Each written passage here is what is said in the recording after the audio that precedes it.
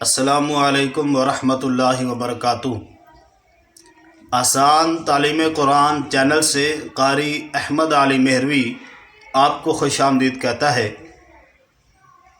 آج میں امام المجاہدین بابا جی خادم حسین رضوی رحمۃ اللہ علیہ آپ کے جنازے کے جو مناظر ہیں، آنکھوں دیکھے جو حالات ہیں، وہ آپ کے سامنے شیئر کرنا چاہتا ہوں۔ ایسا جنازہ میں نے اپنی زندگی میں نہیں دیکھا، اور یہ ایسا جنازہ تھا کہ یہ پوری زندگی نہیں بھولے گا۔ مطلب ہر طرف لوگ ہی لوگ تھے۔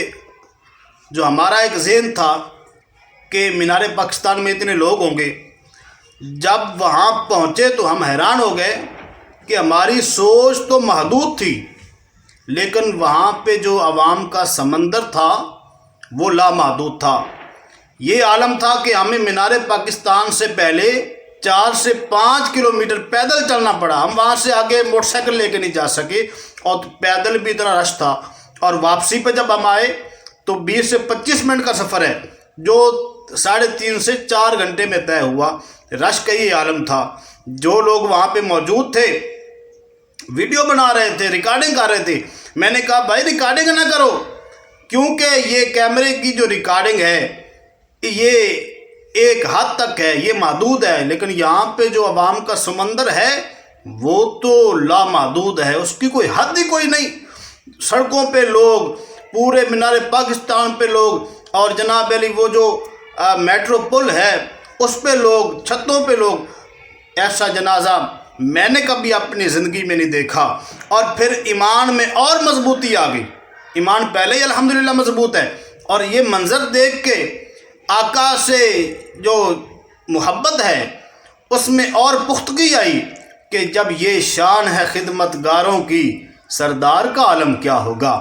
اور بابا جی یہ فرمایا کرتے تھے کہ ہمارے جنازے فیصلہ کریں گے سچ پر کون ہے اور باطل پر کون ہے، سچا کون ہے جھوٹا کون ہے۔ کل فیصلہ ہو گیا۔ ایسا جنازہ، کچھ لوگوں نے کہا کہ پیر نصیر الدین رحمۃ اللہ علیہ ان کا جنازہ بڑا تھا، کسی نے کہا غازی ممتاز قادری کا جنازہ بڑا تھا، کسی نے کہا یہ جنازہ بڑا ہے۔ میں نے کہا یہ مقابلہ نہ کرو، کیونکہ وہ بھی حضور کے غلام ہیں، یہ بھی حضور کے غلام ہے۔ کوئی ایسا سیاستدان ہے تو وہ سامنے لاؤ جس کا جنازہ ان ہستیوں کے برابر ہوا ہو۔ تو جناب علی، میں اس بات پہ گفتگو کا اختتام کرتا ہوں کہ کون کہتا ہے کہ مومن مر گئے ہیں، قید سے چھوٹے وہ اپنے گھر گئے ہیں۔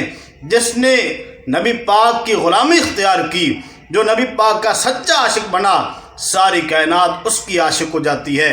جو نبی پاک کا دیوانہ ہوتا ہے، ساری دنیا اس کی دیوانی ہو جاتی ہے۔ ہمارا رشتہ کوئی خون کا رشتہ نہیں تھا، ہماری کوئی برادری نہیں تھی، ہمارا رشتہ خادم رضوی سے حضور کی محبت کا رشتہ ہے۔